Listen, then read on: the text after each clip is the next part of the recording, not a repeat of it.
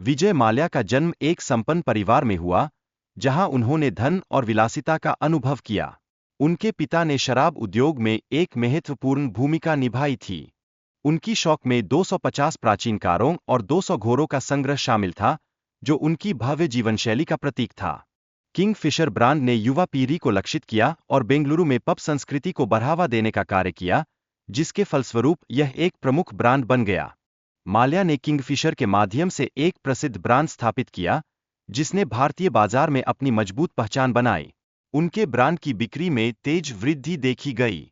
हालांकि भारत में शराब पर प्रतिबंधों के चलते किंगफिशर की बिक्री में गिरावट आई, जिससे माल्या को भारी आर्थिक नुकसान का सामना करना पड़ा। यह स्थिति उनके लिए एक नाइटमेयर बन गई। विजय माल्या ने किंगफिशर के लिए विज्ञापन के नए तरीकों का सहारा लिया, जैसे सरोगेट विज्ञापन, जिसने किंगफिशर को एक राष्ट्रीय ब्रांड बना दिया।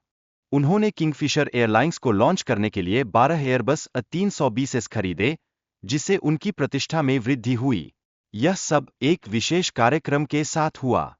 किंगफिशर एयरलाइंस ने भारतीय विमानन उद्योग में एक नया मोड़ लाया, लेकिन उनकी उच्च लागत और लग्जरी सेवाओं ने उन्हें भारी कर्ज में डाल दिया।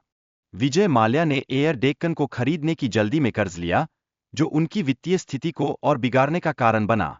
यह एक बड़ा वित्तीय संकट साबित हुआ।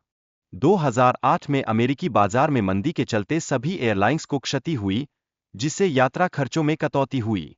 यह स्थिति किंगफिशर के लिए और भी गंभीर हो गई। किंगफिशर एयरलाइंस ने ऋण के माध्यम से अपने खर्चों को बढ़ाने का प्रयास किया, लेकिन लाभ कमाने में असफल रही।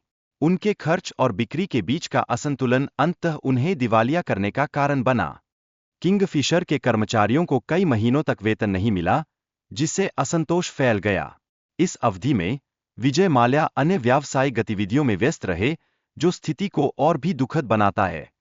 विजय माल्या ने अपनी एयरलाइन को बचाने के लिए ऋण लिया, लेकिन जांच में यह स्पष्ट हुआ कि यह धन व्यक्तिगत विलासिता पर खर्च किया गया। इसके बाद विजय माल्या भारत छोड़कर यूके में शरण लेने गए, जबकि भारतीय सरकार उन्हें वापस लाने के प्रयासरत रही।